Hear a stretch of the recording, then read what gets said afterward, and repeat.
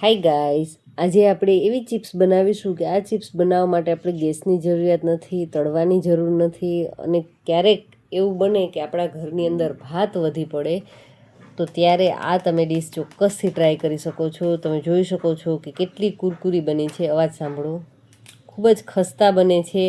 અને વળી પાછા જે લોકો ડાયટિંગ કરે છે ને એમના માટે તો બેસ્ટ, કે કંઈક નવું ખાવાની ઈચ્છા થઈ હોય, ચિપ્સ જેવું ખાવાની ઈચ્છા થઈ હોય તો આ ચોક્કસથી ટ્રાય કર્યા જેવું છે. તો અત્યારે મારી પાસે એક બાઉલ ભરી અને ભાત વધ્યા છે. તો આપણે એક મિક્સી જાર લેશું. મિક્સી જારની અંદર આપણી પાસે રહેલા જે ભાત છે એ લઈ લેશું. એમની અંદર અડધી ટીસ્પૂન જેટલું નિમક, ટૂંકમાં સ્વાદ અનુસાર નિમક લઈ લેશું. અને બસ હવે એમની અંદર 1 ચમચી ભરી અને ઘરનું જ બનાવેલું માખણ લઈ લેવાનું છે. અને 4 થી 5 ચમચી જેટલું આપણે એમની અંદર પાણી લઈ લઈશું.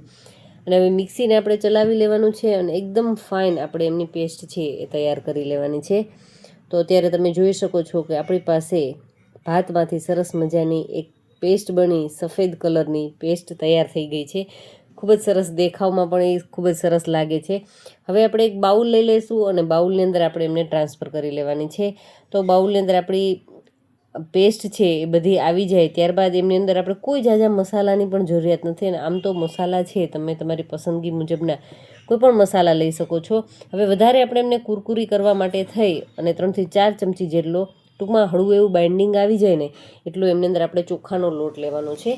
અને મેં અત્યારે એમની અંદર માત્ર ને માત્ર ચીલી ફ્લેક્સ લીધા છે અને ½ ટીસ્પૂન જેટલો આપણે બેકિંગ પાવડર લેવાનો છે. જો બેકિંગ સોડા નહીં, બેકિંગ પાવડર લેશું. અને બસ એકદમ સારી રીતે હલાવી મિક્સ કરી લેવાનું છે. અને પ્રોપર બાઇન્ડિંગ આવે એટલું આપણે આપણું બેટર છે એ તૈયાર કરવાનું છે. જો તમને વધારે ઢીલું લાગે તો 1 ચમચી ચોખાનો લોટ છે એ મિક્સ કરી શકો છો. પણ બસ જો આ રીતનું થઈ ગયા બાદ એ પરફેક્ટ છે. હવે આપણે એક ગ્લાસ લઈ લઈશું. એમની અંદર એક પાઇપિંગ બેગ રાખી દીધી છે. તમારી પાસે આ રીતની બેગ ન હોય તો ચોક્કસથી દૂધ અથવા તો નિમકની કોઈ પણ જાડી થેલી હોય એમનો ઉપયોગ કરી શકો છો. અને આપણું બેટર છે એમની અંદર ટ્રાન્સફર કરી લેવાનું છે. અને બસ એ આવી ગયા બાદ હવે આપણે આમને ફ્રાય નથી કરવું, એટલા માટે થઈ અને આપણે એમને બેક કરીશું. તો બેક કરવા માટે થઈ અને બેકિંગ ટ્રે તૈયાર કરી લેશું. તો બેકિંગ ટ્રેની અંદર આપણે એક બટર પેપર રાખી દઈશું, જેથી કરીને આપણી ચિપ્સ છે એકદમ આસાનીથી અનમોલ્ડ થઈ શકે. આપણું બેટર છે ભરાઈ ગયું છે, આપણી બેકિંગ ટ્રે રેડી છે, એમની અંદર બટર પેપર રાખી દીધું છે. અને બસ હવે એમની અંદર આ રીતે થોડું થોડું પોષણ લેતા જશું.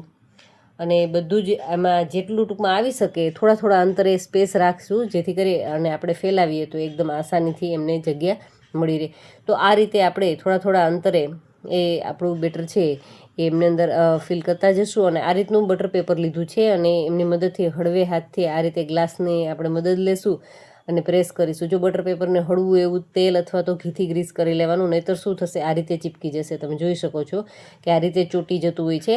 તો ખાસ એ ભૂલ્યા વગર તમે પ્લાસ્ટિકની શીટ લીધી હોય તો પણ કશો વાંધો નહીં, પણ એમને ઘી અથવા તો તેલથી ગ્રીસ કરી લેશો એટલે હવે તમે જોઈ શકો છો કે એકદમ આસાનીથી એ અનમોલ્ડ થઈ શકે છે. તો બસ એ રીતે આપણે બધા જ ચિપ્સ છે એ તૈયાર કરી લેવાની છે. હળવે હાથથી પ્રેસ કરતું જવાનું છે. અને એકદમ વધારે પડતી પાતળી પણ નહીં અને વધારે પડતી જાડી પણ નહીં, એ રીતની આપણે મીડિયમ રાખીશું, જેથી કરી એકદમ સારી રીતે બેક થઈ શકે. તો ત્યારે તમે આમને જો ઓવન વગર કરવું હોય ને તો કઢાઈની અંદર પણ ચોક્કસથી કરી શકો છો. એમાં પણ 15 થી 17 થી 20 મિનિટ વધીને લાગશે. મીડિયમ, ટૂંકમાં ગેસની ફ્લેમ ઉપર થોડોક આધાર રાખે છે. પણ જો અત્યારે ગેસની કટોકટી છે, તમારી પાસે ઓવન અવેલેબલ હોય તો ચોક્કસથી એમનો ઉપયોગ કરી શકો છો. તો 180 ડિગ્રી પર પ્રીહીટ કરેલ ઓવનને આપણે 10 મિનિટ માટે પ્રીહીટ કરી લઈશું. પ્રીહીટ થઈ ગયા બાદ બસ એમને 180 ડિગ્રી ઉપર લગભગ 16 થી 17 મિનિટ જેટલો સમય લેશે. ઓવનનો સમય છે એ દરેક ઓવનની અંદર અલગ અલગ હોય છે, તો ટાઈમ છે થોડો વધુ કે ઓછો થઈ શકે છે. પણ ઓવનને પ્રીહીટ કરી અને તમે 16 મિનિટ માટે આ રીતે કરશો એટલે એકદમ પરફેક્ટ છે આપણે ચિપ્સ બની અને તૈયાર થઈ જશે. હું તમને હમણાં બેક થઈ ગયા બાદ બતાવું તો એકદમ કુરકુરી, ક્રિસ્પી અને ખાતા તમને ખ્યાલ પણ નહીં આવે કે તમે આમને બેક કરેલી છે. ફ્રાય કર્યા વગરની ચિપ્સ છે.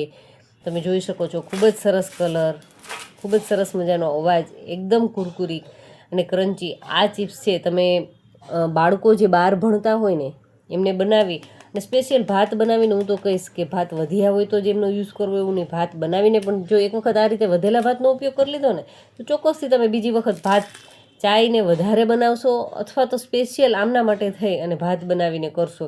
એવી સરસ મજાની ચિપ્સ છે એ બની અને તૈયાર થાય છે. તો ખાસ બહાર ભણતા બાળકોને જે એમને ઓઇલી ખાવું નથી ગમતું હોતું અથવા તો લાંબો ટાઈમ તળેલી વસ્તુ રાખે તો એમની અંદર તેલની સ્મેલ આવતી હોય છે, તો એ ન આવે એમના માટે થઈ અને આ રીતે બેક કરી અને ચોક્કસથી તમે બનાવી શકો છો. અને મેં તમને કીધું એ મુજબ કે ડાયટિંગ કરતા લોકો માટે તો આ બેસ્ટમાં બેસ્ટ રહેશે. ડબ્બો ભરીને રાખી દો અને ગમે ત્યારે ખાવાની ઈચ્છા થાય ત્યારે એન્જોય કરી શકો એવી સરસ મજાની આપણી ચોખાની ચિપ્સ છે એ બની અને રેડી થઈ ગઈ છે. તો વિડીયો ગમ્યો હોય તો વિડીયોને લાઇક કરી, ચેનલને હજુ સુધી સબસ્ક્રાઈબ કરવાની બાકી હોય તો ચેનલને ચોક્કસથી સબસ્ક્રાઈબ કરી લેજો. અને વિડીયો ગમ્યો હોય ને તો ખાસ તમારા ફ્રેન્ડ્સ અને ફેમિલી જોડે શેર પણ કરજો. Thank you for watching this videos.